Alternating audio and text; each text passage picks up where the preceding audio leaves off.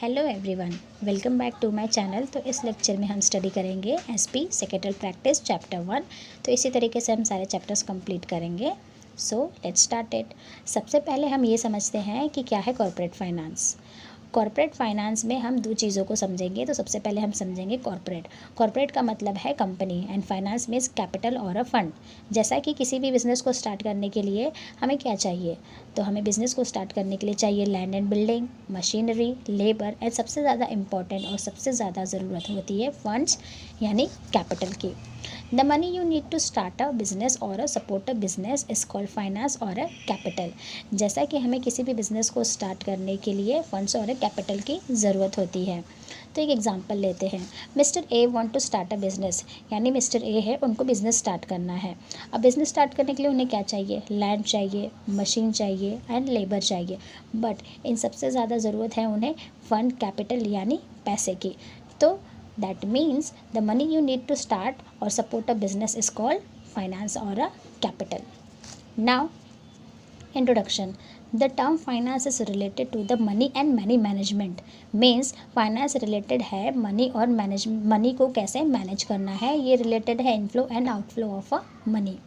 हर business organisation की success depend होती है कि वो फंड्स को कैसे यूज़ करे और कैसे जनरेट करते हैं। कोई भी बिजनेस तभी सक्सेसफुल होती है जब वो फंड्स को सही तरीके से और सही जगह पे यूज़ करते हैं। Henry Ford rightly sad, money is an arm और लेग्स, यूज़ इट और लूज़ इट। यानी मनी के एक हाथ और पैर है, या तो उसे यूज़ करें या तो मनी को लूज़ करें। फाइनेंस का सही तरीके से इस्तेमाल करना ही सबसे इम्पॉर्टेंट है किसी भी बिज़नेस को सक्सेस पाने के लिए। Now meaning. Corporate finance deal करता है कि हम कैसे अरेंज करते हैं फंड्स को और उसे कैसे यूज़ करते हैं सही तरीके से, और ये फाइनेंशियल एक्टिविटीज़ को डील करता है और साथ ही साथ इन्वेस्टमेंट रिलेटेड डिसीजन लेने में भी हेल्प करता है। Now definition.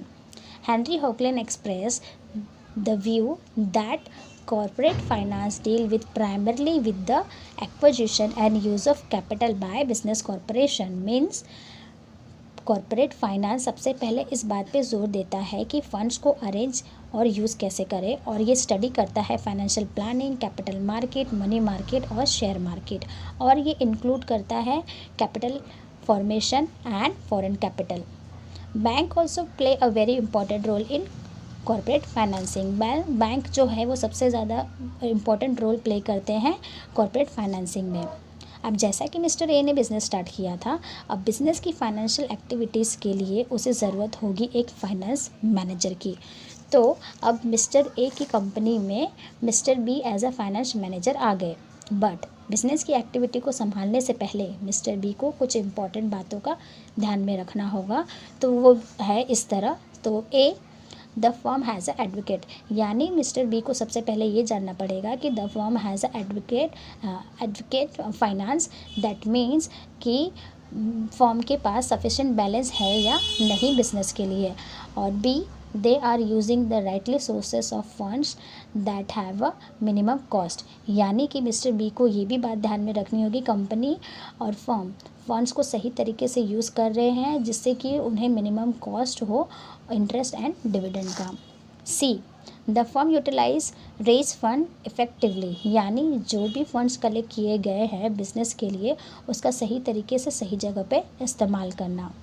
D, they are generating maximum return for its owner, यानी कि मैनेजर जनरेट कर पाते हैं maximum profit for its owner of a company. तो ये कुछ रूल्स है बिजनेस फाइनेंस मैनेजर के। सो नेक्स्ट लेक्चर में हम स्टडी करेंगे फाइनेंसिंग एंड इन्वेस्टमेंट डिसीजन।